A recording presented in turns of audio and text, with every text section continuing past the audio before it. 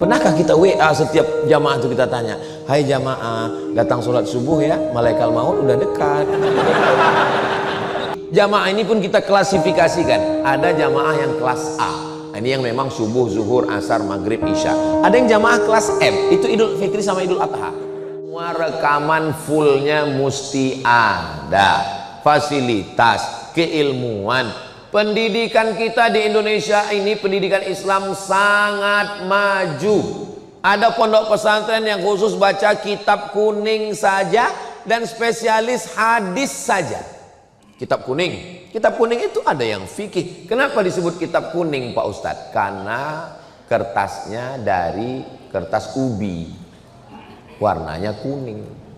Begitu kitabnya dicetak di Lebanon sampai ke Mesir, bukunya putih. Loh, kok di Mesir nggak ada kitab kuning ya?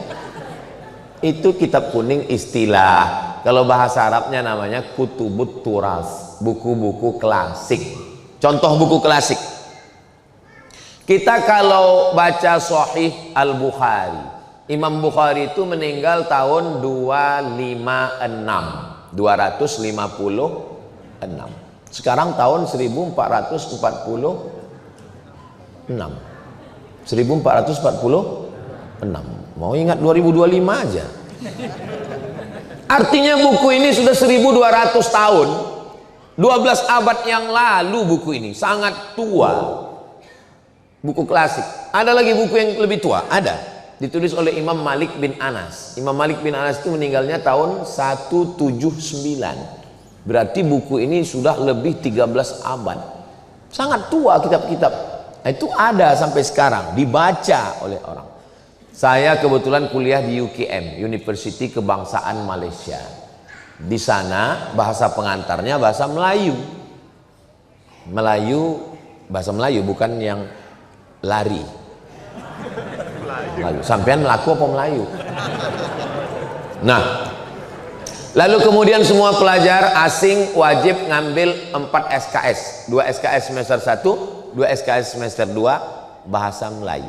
Lalu saya dalam hati, ngapain kita belajar bahasa Melayu? Saya kan orang Melayu, saya orang Sumatera, dari Riau, kami bahasa Melayu. Dalam hati saya, bukalah darahku, golongan Melayu. Ternyata dosennya datang, namanya Cik Rusdi, datang membawa manuskrip. Manuskrip itu tulisan klasik 100 tahun yang lalu.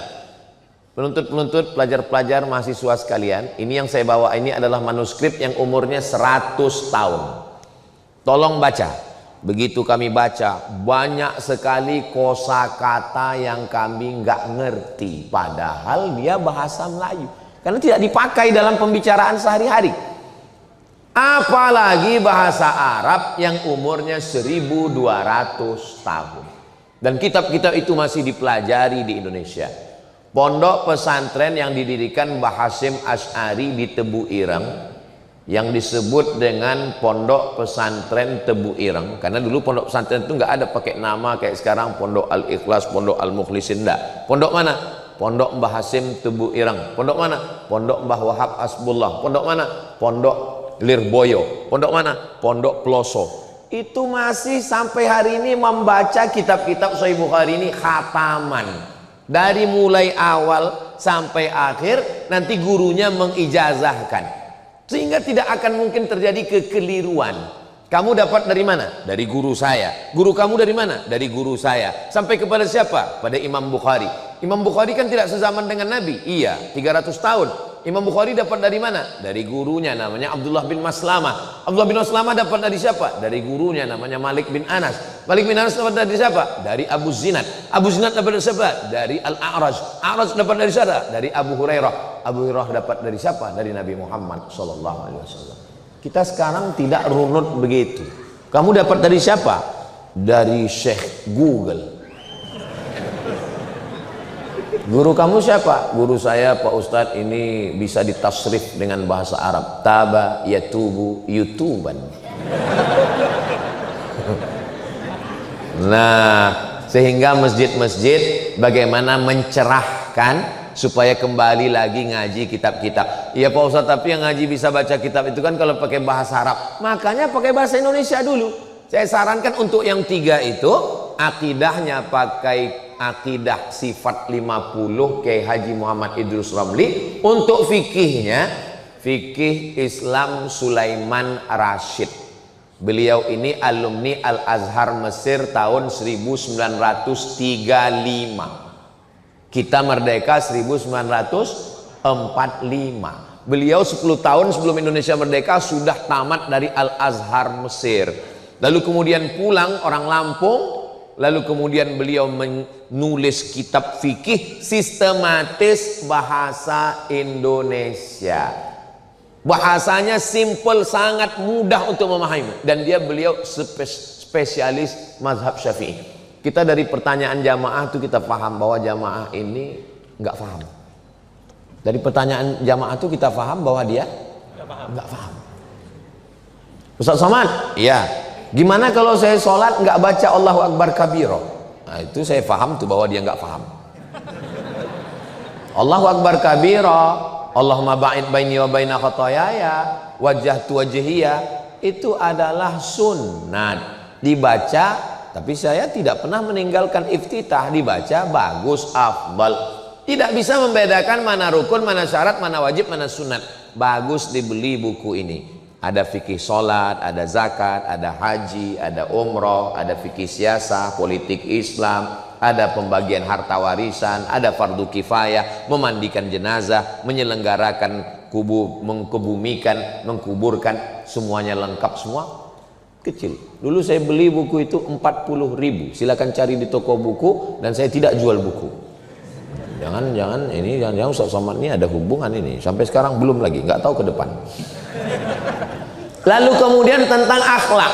Akhlak ini bagaimana tawaduk, rendah hati, menjaga supaya jangan sampai riya, sum'ah, takbur, hasad, dengki, busuk hati. Bagaimana menjaga hati. Alhamdulillah Pak Ustadz, di masjid kami sudah ada kajian. Apa nama kajiannya? Manajemen kalbu. Kalbu itu artinya anjing. Yang betul itu qalbu, pakai qalbu. Bahasa Arab itu ada huruf kaf, ada huruf qaf. Salah nyebut, salah bunyi, salah makna. Kul huwallahu ahad, pakai kaf. Kul artinya makanlah. Kul huwallahu ahad, makanlah Allah itu. Yang betul itu pakai qaf. Maka tahsin Al-Quran. Di Ma'had Az-Zahra, ibu-ibu sore Jumat pengajian. Jumatnya dibagi 4. Jumat yang pertama akidah, Jumat yang kedua fiqih, Jumat yang ketiga akhlak, Jumat yang keempat tahsin. Ihdinas siratal mustaqim. Supaya apa? Lurus. Jangan sampai salah membaca. Rubbatalil Quran wal Quranu yal'anuh. Berapa banyak orang baca Quran dilaknat Quran. Kenapa dilaknat Quran? Salah baca Quran. Alhamdulillah Pak Ustadz, saya nggak pernah salah baca Quran. Kenapa? Karena saya nggak pernah baca Quran. Lebih baik pernah salah karena baca daripada nggak pernah salah karena nggak pernah baca. Boleh untuk update status yang ini. Jadi ini penting. Kalau untuk akhlak, buku apa yang Ustadz sarankan? Saya sarankan buku tasawuf modern Buya Hamka. Karena itu beliau tulis ketika dalam kesulitan hidup di dalam penjara. Buku itu bukan ditulis di hotel mewah dengan suasana yang tenang, nyaman, adem, ayem, tentram, merem. Tapi ditulis orang dalam kesusahan. Orang semakin susah hidupnya, semakin dekat munajatnya kepada Allah. Kenapa syair-syair itu lahir begitu indah? Karena syair lahir dari hati yang hancur, remuk, redam. Makanya orang yang patah hati, syairnya pasti bagus. Kenapa syair yang ditulis oleh Kais itu begitu dalam? Karena dia tidak jadi nikah dengan Laila. Ketika orang bertanya dengan Kais, Kais, seandainya kau disuruh pilih menikah dengan Laila atau dunia beserta isinya, apa kata Kais? La ghubaru ni'aliha ahabbu ilayya wa asfa li balwa. Debu yang menempel di sendal Laila lebih kucinta daripada dunia beserta isinya. Kenapa dia ngomong gitu? Ya karena nggak jadi nikah. Coba kalau jadi nikah, ngamuk tiap hari. Jadi sampai mana tadi? Ini digital, tolong jangan mengacaukan pikiran saya.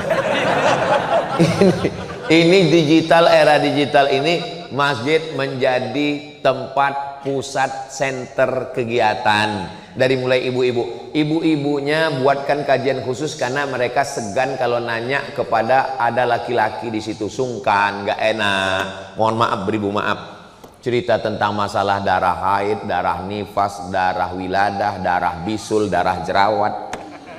Mereka mau kajian khusus dan Nabi mengkhususkan itu. Buat kajian khusus untuk perempuan sore Jumat. Sebelum kajian waktu kosong baca Al-Quran, memperbaiki tahsin. Mumpung yang lain belum datang, Bu, ya kira-kira kita baca 5 ayat ya. Ibu dulu 5 ayat. Bismillahirrahmanirrahim. Yasin wal Qur'anil Hakim. Innaka laminal mursalin ala siratim mustaqim. Tanzilal azizir rahim. Masya Allah. Ibu sebelahnya batuk. Jangan diejek. Hari gini masih mau datang ke masjid ketika yang lain sibuk dengan rambutnya seperti sarang tawon, merah kuning kelabu, sibuk dengan skincare-nya yang dipakai di wajah putih leher hitam. Yang dibayangkan, mau dia datang ke masjid sudah alhamdulillah. Selesai baca ayat-ayat, jamaah belum datang juga diajak dia untuk berzikir. Ya Rahman, Ya Rahim, Ya Malik, Ya Quddus, Ya Salam, Ya Mu'min, Ya Muhaimin, Ya Aziz. Selesai Asmaul Husna belum juga datang. Sallallahu ala Muhammad. Sampai azan maghrib, rupanya memang nggak mau datang karena takut disuruh ngaji. Polanya dirubah. Setelah melihat kejadian kemarin, nampaknya ibu-ibu takut ngaji ya. Jadi kita buatkan kelas khusus tahsin. Ibu gimana, Bu? Kalau boleh nanya ya, beberapa ibu ini hafalannya sudah berapa? Saya sudah 5 Pak Ustadz. 5 juz? Enggak, Iqra 5. Mau ngaji, belajar dalam Islam itu minal mahdi ilal lahdi, dari buayan ayunan sampai ke liang lahat, nggak ada batasan dalam Islam. S1 22, S2 23, 25, S1 22, S2 25, S3 27. Itu metode barat. Dalam Islam tidak ada batasan ilmu. Dalam Islam menuntut ilmu itu utlubil ilma, bukan hadis Nabi, kata-kata hikmah. Utlubil ilma minal mahdi ilal lahdi, dari buayan hingga ke liang lahat. Nabi jadi nabi umur 40 tahun. Abu Bakar Siddiq masuk Islam ketika Nabi dapat wahyu, langsung dia masuk Islam. Laki-laki yang pertama masuk Islam Abu Bakar, yang dewasa. Kalau yang anak-anak, Ali bin Abi Thalib. Jarak umur antara Nabi dengan Abu Bakar adalah 2 tahun. Nabi lebih tua. Nabi dapat wahyu umur 40, dan saat itu Abu Bakar masuk Islam. Pertanyaannya, berapakah umur Abu Bakar belajar Islam? Memang jam-jam segini susah mikir ya. 38 tahun. Jadi kalau ada di antara kita ini, saya mau belajar Islam ini umur 38. Apa masalahnya? Selama orang mau ngaji datang. Saya Pak Ustadz kalau ngaji di depan orang banyak malu saya Pak Ustadz. Saya ini kan direktur di perusahaan, hilanglah harga diri saya. Berapa harga kau rupanya? Minta sama guru khusus. Ini kawan sahabat-sahabat kita dari musyawarah. mereka punya rumah Quran musyawarah, sekarang sudah 4 angkatan, itu alumni penghafal Quran bersanad 30 juz. Bisa ketemu dengan anak-anak musyawarah itu yang pecinya putih-putih. Itu kalau pecinya putih itu isinya 30 juz. Kalau yang merah begini, ini juz 30. Minta privat sama mereka, adik tolong adik nanti datang ke kantor saya ngaji, saya mau belajar privat. Oke, I'm coming. Mereka datang, kita ngaji. Pulang ke rumah, istri bapak tersenyum, papa yang udah belajar ngaji. Loh kok kamu tahu? Rupanya dia ngintip dari CCTV. Senangnya hati istri melihat suami sudah mulai ngaji. Betul bu? Ya. Nggak mungkin bohong mereka dalam masjid. Nah, oleh sebab itu maka tidak ada istilah malu untuk belajar. Maka 4 dasar utama ini, akidahnya mesti benar, ibadahnya mesti benar, berakhlakul karimah, dan tahsin Qur'annya bagus, ada flyer, banner, balihonya, di-share untuk di grup-grup. Siapa yang bekerja ini? Tim media remaja masjid. Jadi remaja masjid itu diberdayakan. Saya minta kepada sahabat-sahabat dari musyawarah, buatkan pelatihan tim digital multimedia untuk remaja-remaja masjid. Kira-kira bisa? Insya Allah bisa. Insya Allah kata mereka. Mereka ini kalau insya Allah jadi. Beda sama yang lain. Kalau insya Allah tuh artinya nggak mau tuh. Kalau mereka buat, dulu tuh saya tanya, bisa kita buat rumah Quran? Bisa Ustaz. Bisa kita bagi beras? Bisa Ustaz. Ini bisa R-Ekingnya dilelang? Nanti Ustaz. Jadi ini dasar yang paling utama. Jadi jangan euforia bangga dulu. Alhamdulillah masjid kami kemarin Pak Ustaz sudah tablik akbar, manusia sejauh mata memandang. Terus habis itu kosong. Mesti ada yang berkesinambungan. Ini yang basic, yang mendasar. Kita kalau lewat di depan toko roti, langsung bunyi handphone, ting ting ting ting, lihat, hai Abdul Somad, dia nggak tahu saya Ustadz. Hari ini roti lagi promo loh, mampir ke kita dong. Dari mana dia tahu saya lewat di depan? Saya lama rasanya mau saya datangi toko roti. Kok nggak tahu aku nih Ustadz? Dia tahu nomor saya, dia WA saya, dia ajak saya mampir, dia kasih tahu promo. Nah sekarang kita sebagai pengurus masjid, pernahkah kita memanjakan jamaah seperti itu? Pernahkah kita WA setiap jamaah itu kita tanya, hai jamaah, datang sholat subuh ya, malaikat maut udah dekat.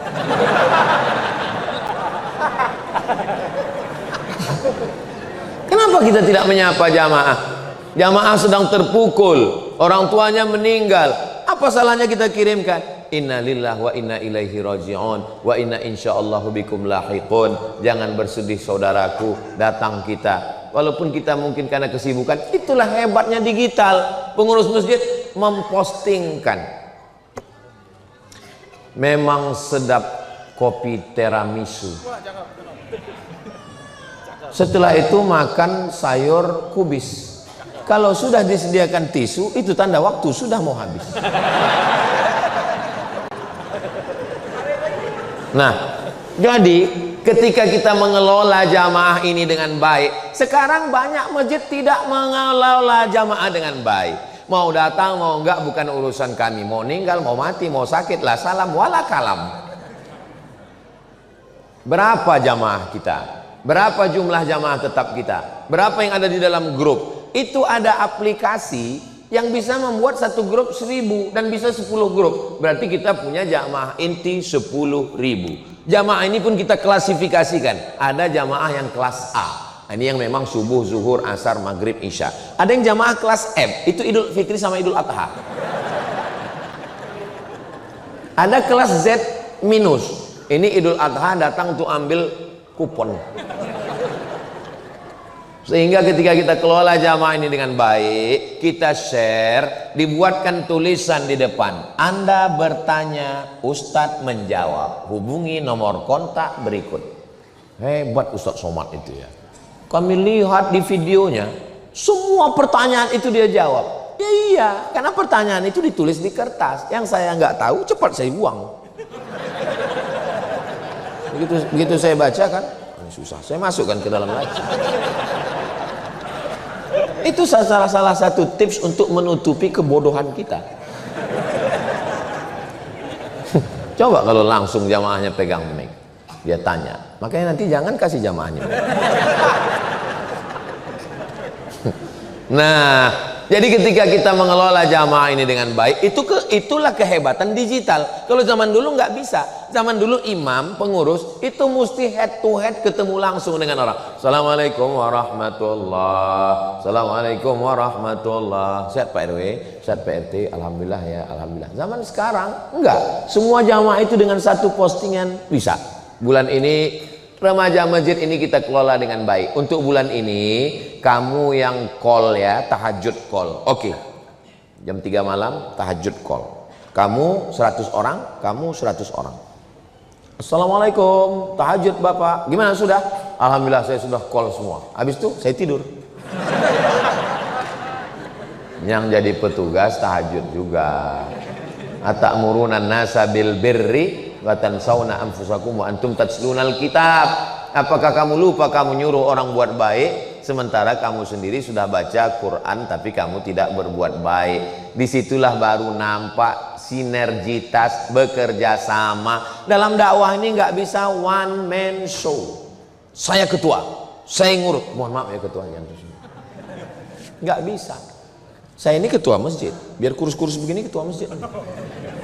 Gak bisa, kita mesti bekerja sama. Karena kalau tidak bekerja sama, Nabi Muhammad SAW itu membina umat ini nggak sendirian. Dia didampingi orang tua yang bijaksana, Abu Bakar Siddiq. Anak muda yang bertenaga, Umar bin Khattab. Anak muda yang cerdas, Ali bin Abi Thalib. Anak muda yang kaya, Utsman bin Affan. Anak muda yang kuat hafalan hadisnya, Abu Hurairah. Anak muda yang hebat bahasa asingnya, Zaid bin Sabit. Anak muda yang bagus suaranya, Bilal bin Rabah. Perempuan yang banyak hartanya, Khadijah. Perempuan yang cerdas setengah agama ini diambil dari akalnya, Humairah Sayyidatuna Aisyah. Perempuan yang banyak tenaga kuat membawakan makanan naik ke atas, Asma. Jadi sekarang kita di masjid, posisikan kita mau masuk kemana? The right man on the right place. Saya ini Pak Ustadz tenaga kurang, tapi nafsu kuat. Enggak masuk. Saya ini Pak Ustadz akal saya insya Allah, cuman saya kurang kuat tenaga. Akal insya Allah, berarti kamu Sayyidina Ali. Saya ini Pak Ustadz kebetulan di sastra Inggris, jadi semua ceramah-ceramah Ustadz Somad itu nanti akan saya buatkan bilingual. Saya akan buatkan translate-nya bahasa Inggris. Bagus. Kamu translate sendiri? Enggak, pakai Google juga Pak. Bagus. Kamu, saya Pak Ustadz untuk bahasa memang kurang, tenaga juga kurang, tapi duit ada Pak Ustadz. Banyak, ya cukuplah untuk 7 turunan. Nah ini donatur inti. Ini masukkan kelas A. Bagus, dibuatkan situ nama. Bapak Anu yang paling sering dihubungi telepon. Bagus. Saya Pak, kamu? Saya Pak Ustadz tenaga juga nggak ada, otak pun juga ya pas-pasan. Bahasa asing pun nggak bisa, duit apalagi. Nah, terus kamu di kota Abu Lahab.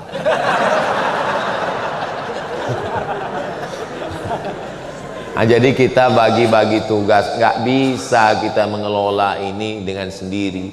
Maka digital ini kita manfaatkan. Semua kajian ada, file-filenya ada, dan tidak terbatas, bisa diakses semua orang.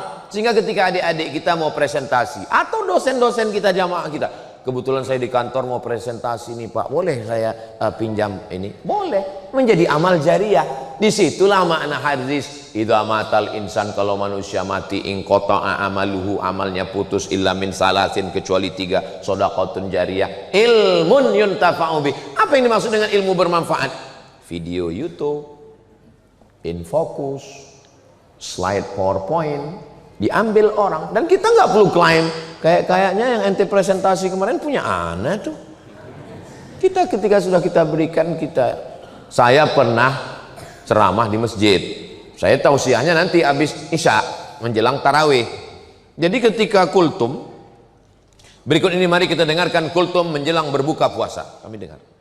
Saya dengar kultum itu dari awal sampai akhir kayak ceramah saya. Sampai teman di sebelah nyenggol. Itu kayak isi ceramah antum. Iya. Selesai tausiah Ustadz. Memang orang bukan mesin.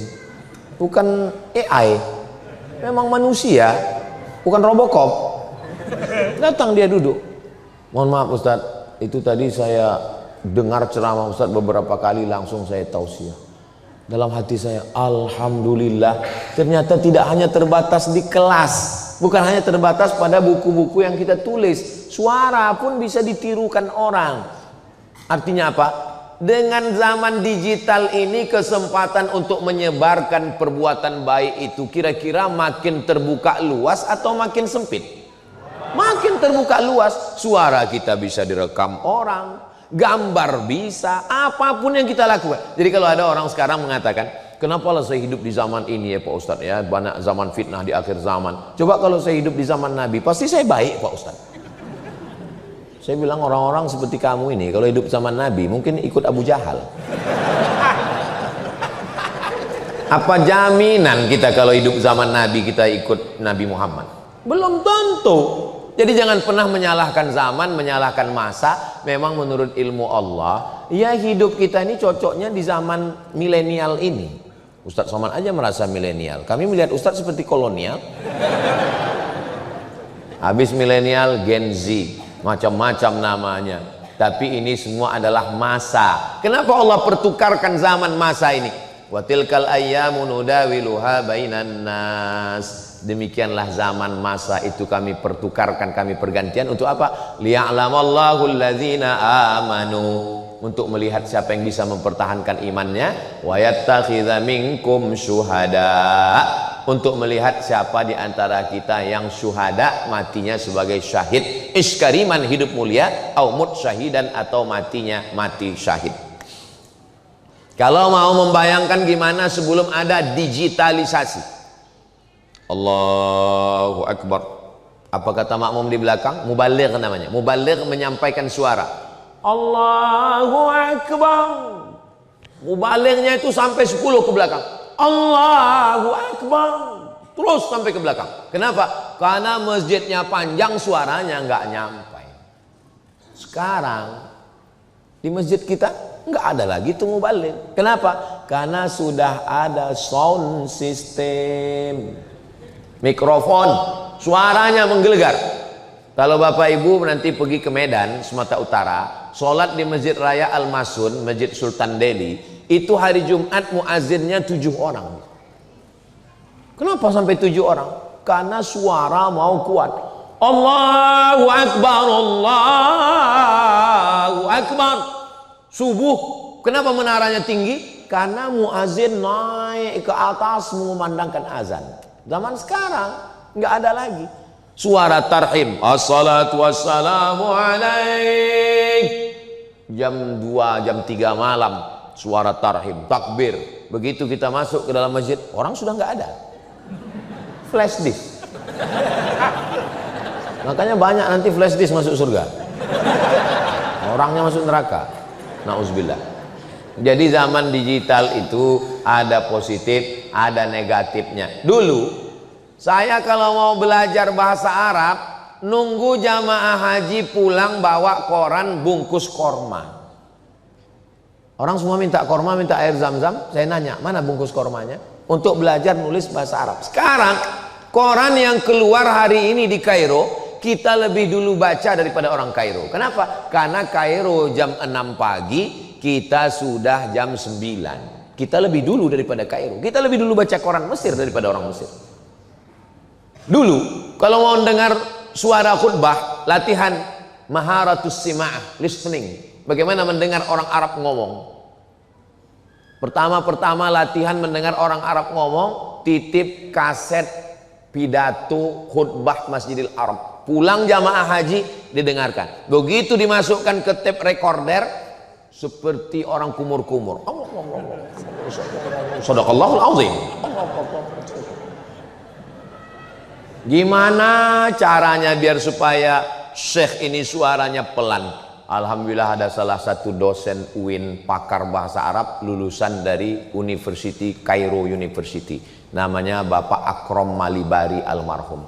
Dia ajari saya, Abdul Somad, kamu mau supaya suara di tape recorder ini yang cepat ini jadi pelan? Gimana caranya? Beli baterai yang udah mau habis. Masukkan ke Walkman, waktu masih Walkman, masukkan. Betul, begitu dipasang pelan. Assalamualaikum warahmatullahi. Padahal sebelumnya cepat sekali. Assalamualaikum warahmatullahi wabarakatuh. Fi hadhihi al-munasabati as-sa'idati natakallam an al-qadaya al-falastiniyah. Inna 'amalat as-salam fi syarq al-awsat lan tatahaqqaq illa bi inshihab al-israiliyyin min al-ardh al-muqaddasah. Enggak jelas kita mendengarnya. Sekarang khutbah Idul Fitri, Idul Adha, khutbah Jumat di Masjid Nabawi, Masjidil Haram live. Jadi kalau ada orang sekarang mengatakan susah sekali belajar bahasa Arab, apa? Kami dulu pontang-panting mau belajar bahasa Arab. Makanya banyak sekali anak-anak Indonesia ada itu yang channel khusus YouTube, bisa bahasa Rusia, bisa bahasa Prancis, bisa bahasa Inggris. Dari mana belajarnya? Dari YouTube. Maka digital ini semakin membuat orang cerdas, semakin orang bisa dengar kajian, semakin buat orang bisa berilmu, semakin cepat masuk surga, tapi juga neraka cepat.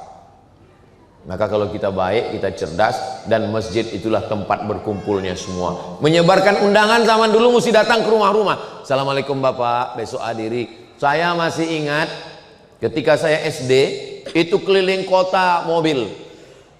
Kaum muslimin dan muslimat, nanti malam datang ke lapangan di samping stasiun kereta api.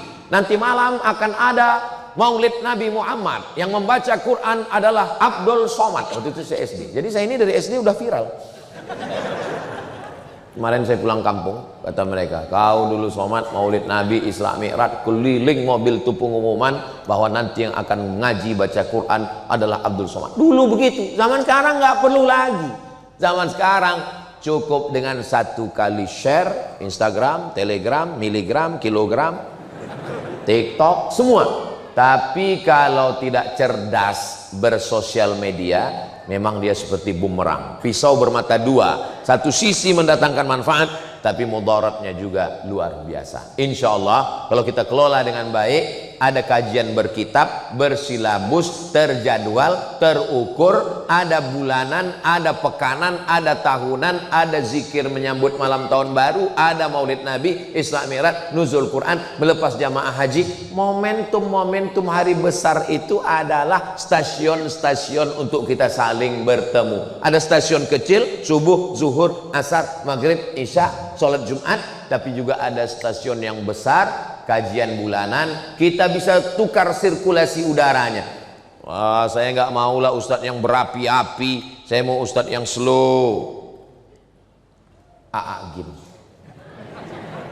lembut, slow. Saya mau yang berapi-api, Ustadz Das'ad Latif. Saya mau yang menggelegar, Habib Rizik Syihab.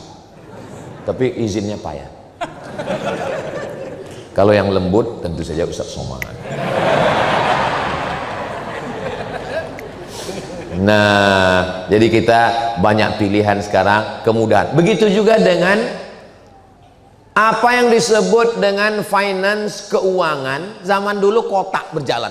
Begitu lewat kota, banyak jamaah itu kalau sudah lewat kota hari Jumat pura-pura tidur. Dia sangka kotaknya satu. Dia nggak tahu di situ ada yang lewat. Pertama baru kotak yatim, habis itu kotak pembangunan, kotak infak, kotak sodako, kotak duafa. Yang sakit jantung naik langsung. Sekarang khotib tidak lagi terganggu dengan pawai ta'aruf ini, karnaval ini nggak terganggu. Kenapa? Karena di pintu masjid sudah bertambah. Yang dulu Allahumma ftahli abwaaba rahmatik, sekarang sudah bertambah langsung Allahumma ftahli abwaaba rahmatik, langsung keluar handphone, scan apa namanya? QRIS. Nah, saya pura-pura nanya aja. Saya mau tahu orang ini tahu nggak QRIS. Nah, alhamdulillah. Aku tadi ku tengok kau setiap masuk masjid begini, kau scan? Enggak, ku foto aja.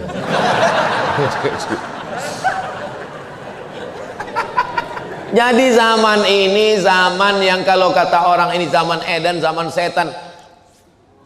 Ibu-ibu yang sebaya-sebaya dengan saya, bapak-bapak yang kira-kira umur ya sekitar 27 28 lah. Sekarang kita mengajak berpikir.